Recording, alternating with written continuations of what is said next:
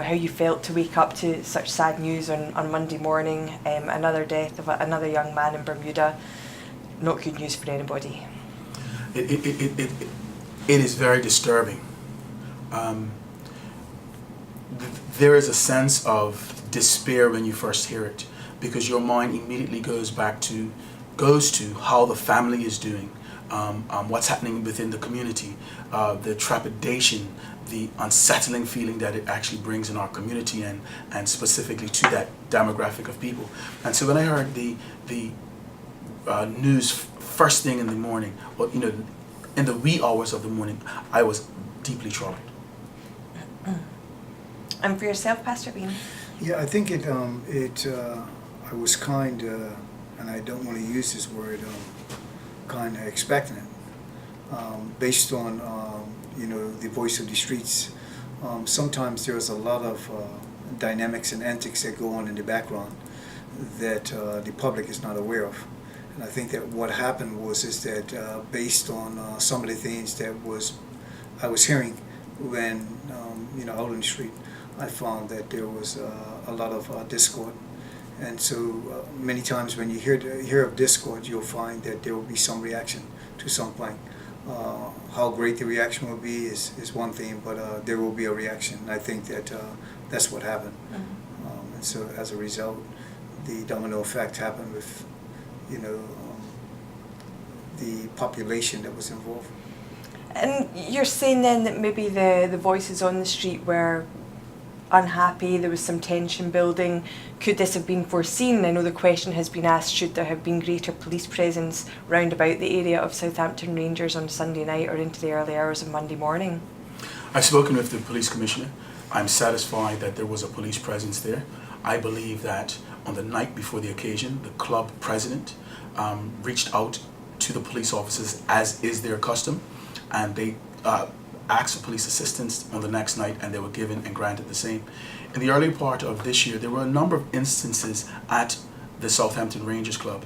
They've put a security plan in place, and I have been asked to come, and I did go to the club on more than one occasion at the behest of the president, Mr. Wade, and I went there and I was satisfied that there was enough security up there and it was indeed fit for purpose. I believe that the club has made a specific move towards having better security, and we will continue to work with this club and other clubs, not only to make sure that they increase the police presence and increase security there, but they have programs that are fit for purpose, that are not just reliant, and I'm not suggesting that Rangers is just reliant on the bar, but that they're not just reliant on their bars and reliant on sports, but they have educational programs. So it becomes a hub, it becomes a community center. And I think to Pastor Bean's point, it's not necessary that the police could have done something different. When you look at the policing aspect, as they say, hindsight is 20/20. The police were there on Sunday night. They were there and had a significant presence, and the fight broke out at some time in the morning. We have to look at this closely in the not too distant future to see, have a complete post-mortem of the incident, to see how we can do things differently if there is any opportunity at the next time. And what's coming out at the moment in terms of what you can do and what you will do to tackle this sort of thing? So let's just go back to where we are. We are at the 37th death, gang-related death since 2009. When we've been looking at this, my predecessor, and a number of my predecessors from both parties have been looking at this. There have been numbers of opportunities to bring in several different modalities of dealing with this crisis.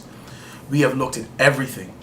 The last minister, Mr. Barron, he brought in something from the John Jay University, and this was dealing and combating violence. It was a plan that had significant merit, and it was put in place, and we believe that it had a specific purpose to stop violence.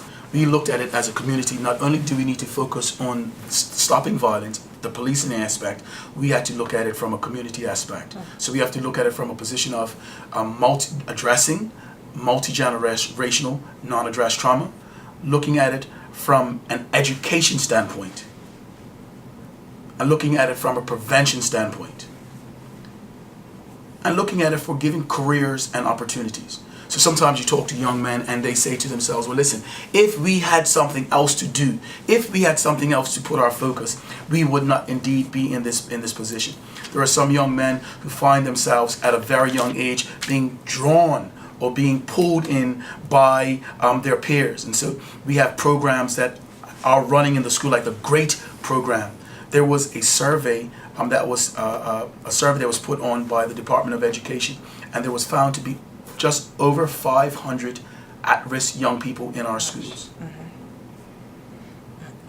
And so we've been working, putting together programs, and they will start again in earnest in September in the schools. Over the summer, they were check-in with some of the children that had the most critical needs by Child and Family Services and the Department of Education, looking at these young people. And so whilst we see the tension that is in the streets and people want immediate gratification, well, that is a process, a work in progress. We have to work through getting the proper helping agencies involved. We had something called Team Street Safe. Team Street Safe is where you take men that know the proverbial streets, and they go in, they get intelligence, they deflect, they diffuse, and they are able to go in and they're able to calm tensions. We have had some personnel changes in Team Street Safe, but we now again have key persons that will be working with Team Street Safe. The people that have been working in teams that have been, and I want to make this clear, the people that have been doing the role of Team Street Safe over the last 6 months have made significant contacts. And so last night on the news, I gave some specific statistics. What this means is we want to quantify the work that we're doing in the community. And so every time someone goes into a neighborhood, or every time they connect with somebody that is a gang nominal, every time they give somebody guidance, to quantify what they're doing is they document that which they do. And so we are able to, when the person comes out, we're able to say, okay, this is what the person did during this week. We're looking, and then we can look at how best to meet their needs. And so we have had people that have going in. A lot of the things that we do in this space, we are not able to put on the front page of the newspaper. We're not able to thump our chest and say, oh my gracious, we averted a crisis this week. But the team are constantly working within our community. It is not visible to the naked eye what is going on, but there are things that are going on. So let's deal with the education piece. That will be going again, and we will continue to work and to make it strong. Pastor Bean has a team that is going into the prison on a semi-regular basis. And they're able to deal with the prison members that are former gang members and that are doing things. So that the Bermuda Prison Service that fall under our remit, they have recently had some significant people complete a violence course. Yes, which is significant. I think there were 5 men that completed the course up at Westgate that dealt with them with dealing with critical matters and making proper decision choices. A number of the men that took this course were men that were incarcerated for murder. Too little, too late, some might say. We disagree with it. We believe that is a part of the rehabilitation, is giving young men the opportunity to rehabilitate and to become productive members of society. And so this thing, again, I will say it again, has many multi-pronged layers. Sure. There is a part of it that is the I get. That is the part of it that is the enforcement end of it, that is led by Assistant Commissioner Antoine Daniels. They look at it from a policing standpoint. They liaise with immigration and other key government entities, and they make sure from a governmental standpoint or from an agency standpoint, they connect information. From a policing standpoint, our statistics show that there is a very strong probability that if a person commits a murder, they are highly likely to be captured and incarcerated as a result thereof. There are over 57 people that are incarcerated in Bermuda's prison system, in the corrections now, that are there for their part in a murder. And would they be gang related, those murders? The majority of them will be. So remember, we're not at any stage, and I have to be clear, we're not saying that we have all of the answers. We're not thumping our chest at anyone being incarcerated. We're giving what we believe are the facts. The facts are that we have a multi-pronged approach, that the wheels are oiled, and that everything is in motion, and we will continue to operate and march on a bearing. The challenge is that from November until July, there was relative calm in Bermuda. And whilst we knew that things were not perfect, we were able to continue to work the programs. Now that the tensions have erupted again, it is catapulted back into the public psyche. What we as a government must continue to do is we must continue to allow the programs to work. We must continue to work with community partners. We believe that we need more community buy-in. We need jobs. We need these young men to be properly educated. And that is a community problem. So you can say Pastor Bean and Minister Caines are not doing enough.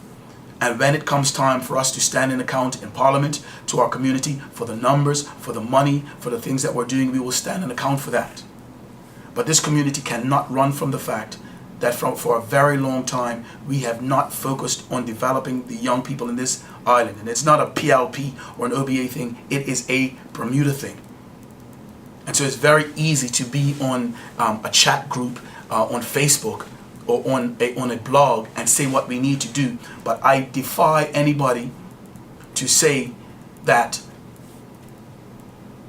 talking about a solution will change it. We have to all now get in the trenches and try to solve this problem. When we look at this from a standpoint of what we have done in the last year, we've realized that there was very little opportunity for people to get support with reference to dealing with trauma. And so we've used this term called multi-generational non-addressed trauma. And so we see a lot of young men and young women that are dealing with issues in their life and they're not being able to help this to be resolved. And that is something that we think is very important. We have the ability through MOMS. We have created in the last year a program called Mom Bermuda. Mom Bermuda was started by a lady by the name of Dia Iris and another lady by the name of Nikki Ferbert. And both of them have lost son to gang violence. And they came together as a result of a program that was put on by Mr. Crockwell. On the night of the program, everyone was there doing as we do, talking about our community. And on that night, I said to the ladies, if you want to start a support group for the women, let's start it tonight. The government will finance it, the government will facilitate it, and every week we will get you in a room, you get the right people in the helping agencies around, and we've done so. The women have been in the group, we have had counselors that have been in the room. We now have looked at a nice way of it being funded fully by the Bermuda government. They have been on summer hiatus, obviously taking a break for the summer, and in September it will reconvene. And that's one of the examples of things that we believe that are ongoing and developing in the community. We have a farming initiative, right? People have smiled at the fact that we're going to have a farming initiative. Let me tell you why we believe the farming initiative is most noteworthy. The farming initiative takes young men and women who are at risk. We have been gifted 3 acres of land by the Minister with responsibility for Works, Colonel Birch, and we are going to do a farm. Now the farm is going to be unique, and you are getting what they call an exclusive, right? Thank you. You are also welcome. So what happens with the farm, right? The young people come in, and a morning will look like they will come in, they will receive a morning check-in. They'll be able to have mental health professionals that are there. A case manager that will be there, that will be giving them guidance to help them if they have a problem, if they need a job. They'll be able to get that type of support. They will have job skill training. They will have the ability during the day to get help to find another job. But also a part of their program in their day's exercise, they will be able to work in the garden. They will be able to sow and then 6 weeks later have a harvest. Yes, when they have a harvest, we're looking at this being organic, and for them to then take the goods that they make to market. We're looking at doing a chicken farm, right? We're looking at doing crops, and we're looking at doing hydroponics. 3 parts to it, right? Building it, so building the chicken coops, building the hydroponics, and clearing off the field and everything to build a farm. What is this doing? This will be a therapeutic exercise that will not just be a farm. And so take away the farming piece of it, right? The farming is the exciting part about it, but it allows them on a daily basis to be in an environment where it's controlled, where they're getting mental health treatment, where they're being given coping skills, when they're being given anti-violence opportunity to learn about how to live their life without being connected to violent activity. And we believe that's another example of what we are going to be doing in the not too distant future.